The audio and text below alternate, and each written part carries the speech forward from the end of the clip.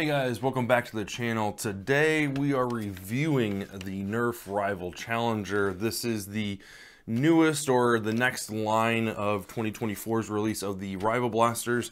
It features the blue and yellow color scheme with kind of the same carryover from the aesthetics from last year's, like the Pathfinder, the Pilot, and all those. I think the Fate was one of them. I don't know. There's a whole bunch that, you know, probably about 4 or 5 blasters in this color scheme, and Nerf is continuing on with this one. And then there's another one that we'll be reviewing and unboxing, all that good stuff, called the Mirage. That one is getting ready to come out, and actually is out already by the time you're seeing this. But yeah, this is the next flywheeler, and it took a while for them to get to this this point. So let's what we're gonna do today is we're gonna go ahead and go over the features of the blaster, and then we'll give you a quick firing demo. We'll go outside, do some precision testing, and then we'll come back in and we will talk about our final thoughts and go over the results and everything like that. So let's just jump in real quick. If you missed the unboxing video, I'll leave a link in the description as well as at the very end for the card to go ahead and watch that. We also go over some of the features there as well. But starting up front, we have a kind of a faux in-strike tactical rail, or muzzle lug here. This obviously is not compatible with like the Elite 2.0 series since it is a larger caliber, but there is a couple 3D shops that will 3D print shops that make attachment points for this muzzles and things of that nature. Going forward, we have our first sling mount, first of many. You could also technically use the front iron sight as a sling mount, but you got your front iron sight, full Picatinny rail up top, full kind of Picatinny rail at the bottom. Then you get these 2 little side bits on each side here. We have a jam door, which is actually a pretty spacious jam door, if I do say so myself. Plenty of room inside here to get ammo out that's jammed. I didn't experience any jams or malfunctions during my testing. And then continuing on backwards, we have our magwell. This is a Rival only blaster, and it inserts like that. So it looks profile something like that, rather large. But this kind of is their first banana or curved magazine, I guess. I haven't quite tried this out with other blasters. I don't expect this one to fit in any of the past ones. We'll see going forward if it will fit with like the Mirage and stuff like that. But not a terrible mag. Holds 10 or 12 rounds. 1, 2, 4, 5, 6, 7, 8, 9, 10. It holds 10, 11. You can fit 12 in there. You can fit 12 in there. So yeah, you just simply load up your magazine, insert with the curve forward, pull the rev switch, which is back here, and the trigger. And Rival rounds go flying everywhere. Behind the mag well is a mag release paddle, so you can reach out with your middle finger, your trigger finger, or the way I like to do it is with your offhand, with your thumb, grab it and pull out. Now obviously, with the way Rival's set up, the top round, if you still have rounds inside your magazine or one in the chamber, will fall out because there's nothing to really hold it in place. So that is just kind of a feature, not really a feature, it's kind of a flaw of the Rival magazine blaster setup. They haven't quite figured that out yet. Anyway, so moving back, we have a mechanical locking mechanism. This will stop you from pulling the trigger as well as pulling the rev switch. We already talked about the actual rev switch. Pretty comfortable handle, all things considered. It's not too large to kind of handle this one-handed. But yeah, not too bad at all. And then, like I said, you got the Picatinny rail on top. We've got another sling point here, back sling point, and then another sling point, but this one features something a little bit different, and that is this nice little carabiner thing. That's a really cool include. I like that. That's pretty sweet. Flip it over on this side. This is the kind of the ugly side, if you will. You've got your battery door. It takes 8 AA batteries, which provides a lot of power to this blaster. The rev time is still, to get to full rev, is still a lot it's a little bit longer than I would like, so we'll definitely be looking at doing some upgrades with either a LiPo battery or better wiring or whatever. But here's kind of from dead silent to dead stop all the way fully rev. So probably about a good 2 to 3 seconds to get it fully revved and kind of get that kind of sound going, but not too bad at all. So the blaster comes with the one magazine, which I wish Hasbro would just do us a favor, and if you're going to give us a magazine-fed blaster like a Strifeoid, give us 2 magazines. There's no reason not to. Now this is backwards compatible with the previous iterations of Rival Blaster, so that's not too big of a deal. But for those that are coming into the hobby, getting a second magazine right out of the gate when you purchase the blaster is a great added value for the customer. So yeah, so that's the features of the blaster, pretty much cut and dry. Yeah, so let's take it out back and run it through its paces and see what we think. All right, guys, so we are out on the range with the Nerf Rival Challenger. We're at 30 feet. We're going to start with 20 rounds of the Nerf Accu shot. Darts, rounds, whatever you want to call it. Aiming dead center.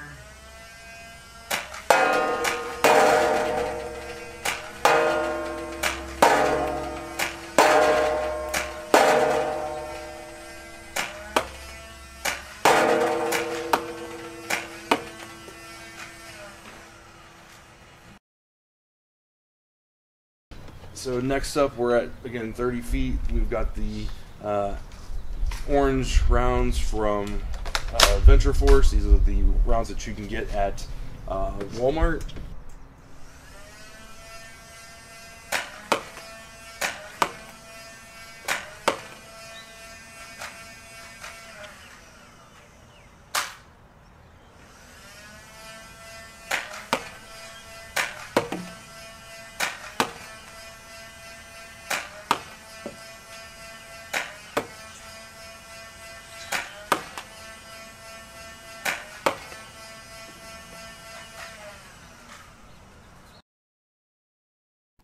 All right, so we are back in from the range with the Challenger, and this thing is a lot of fun to play with.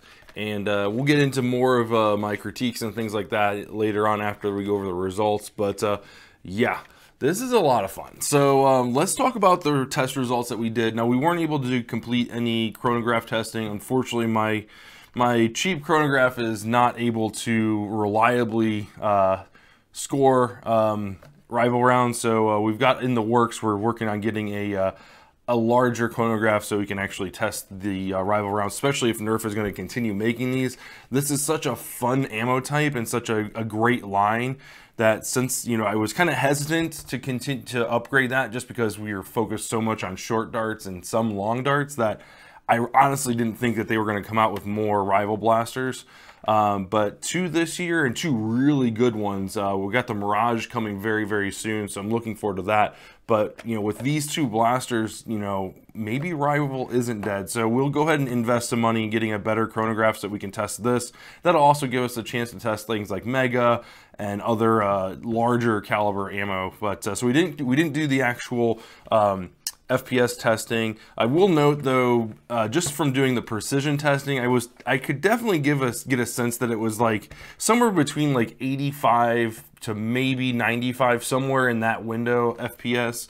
Obviously, without further actually testing it out, I can't confirm that, but that's kind of what it felt. We were firing at 30 feet, and that it kind of felt similar to what was it, the Knockout and the Pilot and things like that, and those are hitting just about 90 FPS, so kind of that middle ground. And then obviously I think these ones fly, I think these are a little bit lighter, so they tend to have a higher FPS, the ones from Walmart. But again, once we get the chronograph, the larger chronograph, we'll go back and test it and add the numbers into our spreadsheet. So that link is actually in the description if you want to see any of our results for all the blasters that we've tested. There's a master list for a Google Forms sheet or whatever, and you can go through and you can look at what types of testing we've done, prime weight. This includes all of our upgrades and everything like that. All of the testing, the numbers are there for you to kind of dive into. But yeah, so let's jump right into the precision testing. And yeah, this we're at 30 feet, and first up is the Rival rounds. These are the Accu rounds, and let me tell you, it did pretty good. Now, this is a slightly larger target than what we're used to in our original videos. We did upgrade this one, so it's a little bit larger than 3 feet, or excuse me, a little bit larger than 2 feet. But overall, like, the grouping is really good. I did mention at the beginning that my flywheels seem a little bit off, and that might be what's causing the kind of stray to the right, which is nice because they're all kind of like in that group, they're all to the right. So if we adjust the flywheels, or if you get yours and it's, you know, scaling to the right, at least you know that it's somewhat, you know, reliable, so you can kind of aim, you know, adjust accordingly with your aim. But we'll definitely get it opened up and get those flywheels pushed in the right direction there. But overall, not too bad. As far as 30 feet goes, it's, you know, kind of a minimal, you know, engagement range. It's a good engagement for indoors, as well as some like close quarter outdoor fields and things like that. Obviously, if you're playing, you know, high cap, like at 200 FPS, and we'll talk more about that later, this is going to get outclassed pretty quick. But with it being kind of a small form factor and you can really kind of get into those corners, that's where you're going to want to engage your targets at. The actual AF tactical rounds, on the other hand, tactical strike rounds, those are, you know, kind of notorious for having terrible performance when it comes to like precision and accuracy. In this testing, the precision wasn't too bad. The cluster was pretty good. It still was a bit low, which is pretty typical for these rounds. So you'll have to definitely give yourself a little bit of a, you know, kind of arc to get that 30-foot range.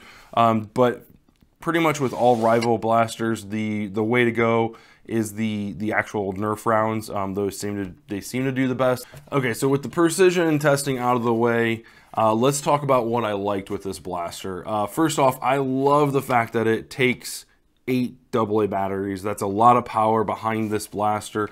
I think 6 would have been way too weak. You would have had difficulty getting to, you know, 25 feet, let alone the 30-foot range. And if you included like C batteries or even D batteries, like the thickness would just be huge. So the other thing that this gives us is a nice kind of battery door to work with as far as mod potential, with including putting in like a LiPo battery. I'm assuming, I don't have it opened yet, so I don't know if like the wiring is strong enough, but you know the Nerf mod community, there's going to be a cage, there's going to be flywheels, motors, you know, all that good stuff. Out of Darts usually does a really good job with their Rival upgrades, and they usually put out a really solid video for getting that stuff upgraded. So I don't imagine it'll be too long before there's a kit available. But getting this thing hitting up over like 120 is probably going to be the sweet spot. Anything higher than that usually is kind of, you know, your return on investment is usually pretty diminished pretty quick. Because Rival tends to kind of go all over the place once you get to those higher FPSs, as well as those longer ranges. 45 feet is kind of out of the question for that blaster, but getting the Rival round to your target faster in that 30-foot range or 40-foot range would definitely be a welcomed addition. So the 8 AA's compatibility is a plus for me. The durability of this thing is awesome. Like, it is solid.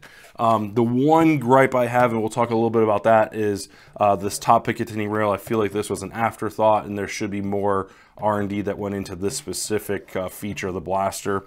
The included hop-up is fantastic, although it's pretty massive.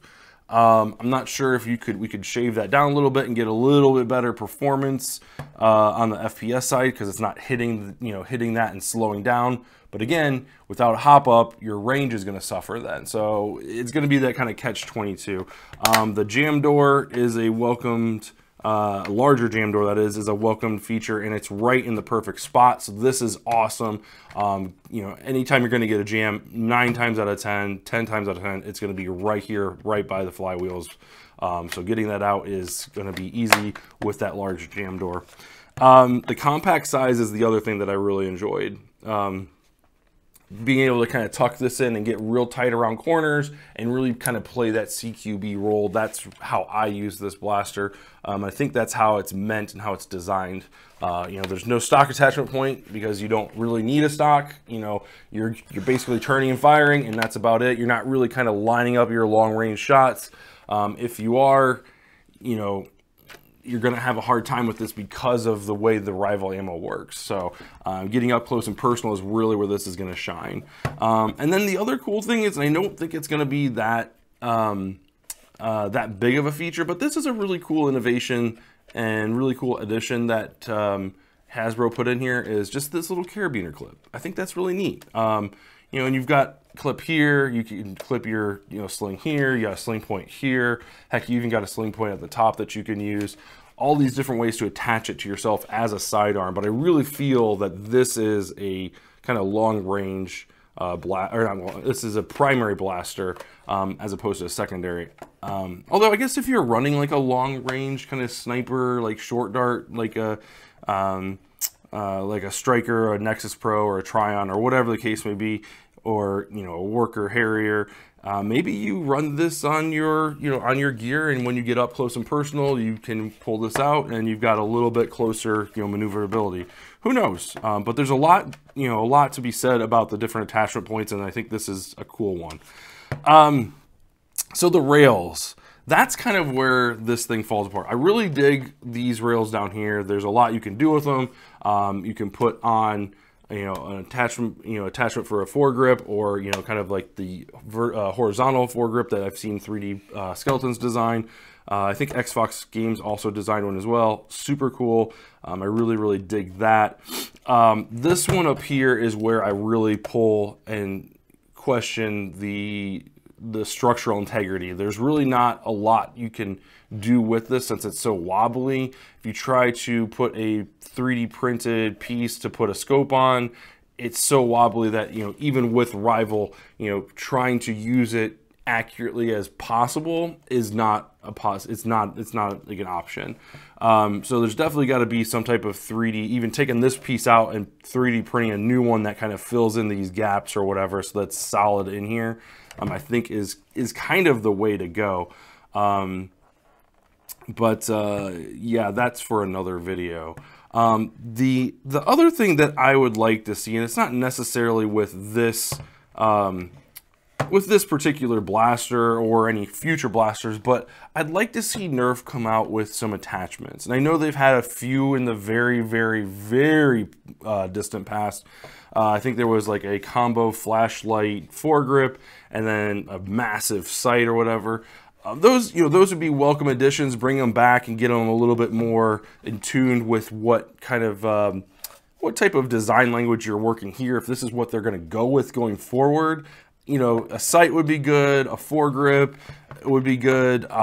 Extra mag holders. Where did those go? Did I even bring them? Oh man, I think I left them in the house. Anyway, so, you know, an extra mag holder like they used to have. They had those black clips that you could clip on a magazine. You could put one here, up here, you know, not so much down here, but on these sides, you could definitely get one in there.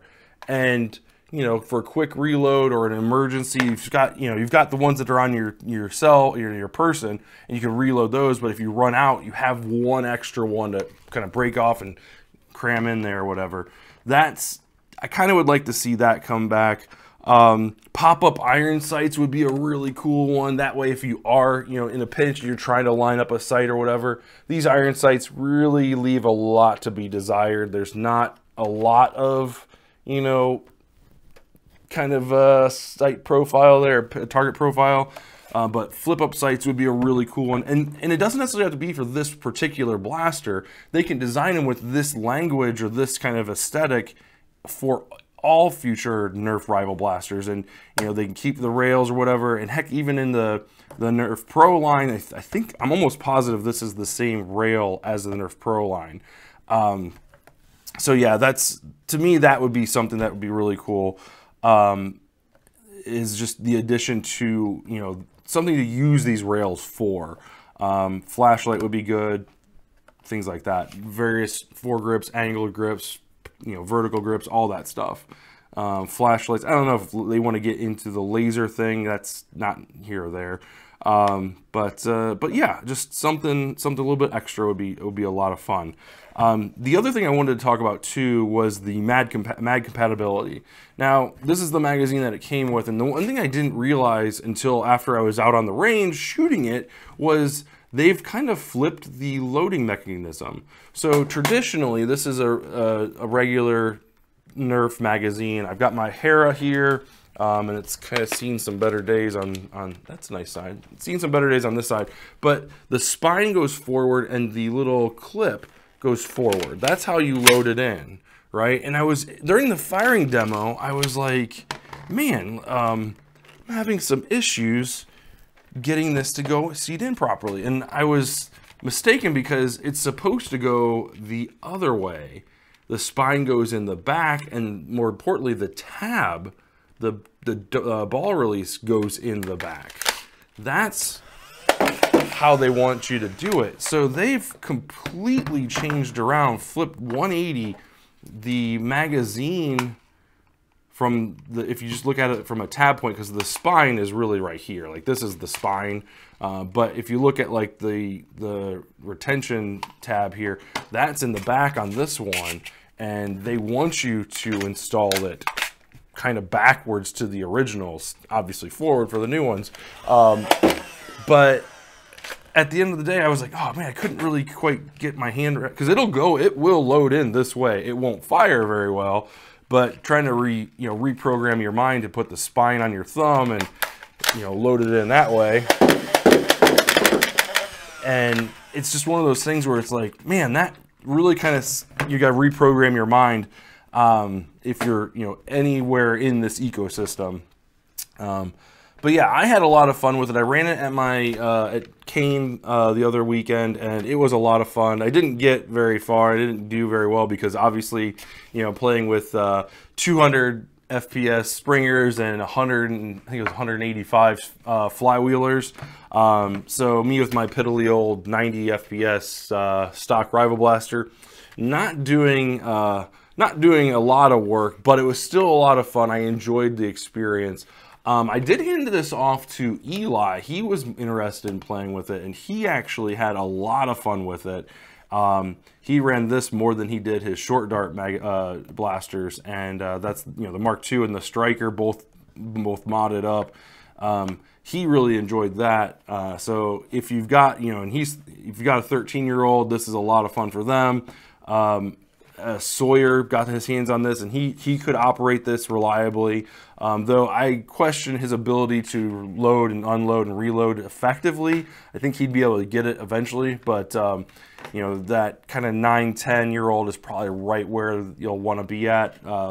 Eli gave it to him, and he went off to the races. So, but yeah, overall, great blaster, great platform. I'm looking forward to modding it, at least getting the LiPo in, but looking at the flywheels, flywheel cages, upgrading the wiring, all that good stuff. And yeah, I also would like to design a top part here. That's what I'm really kind of looking forward to, is taking this out and seeing what I can do with this negative space here. So thank you so much for watching, guys. Make sure you get subscribed, leave a like on the video. Leave me a comment down below if you have one of these, what you like about it, what you don't like about it. Have you modded yours yet? And what have you done? I'm curious. Yeah, so thanks for watching. We'll see you guys in the next video.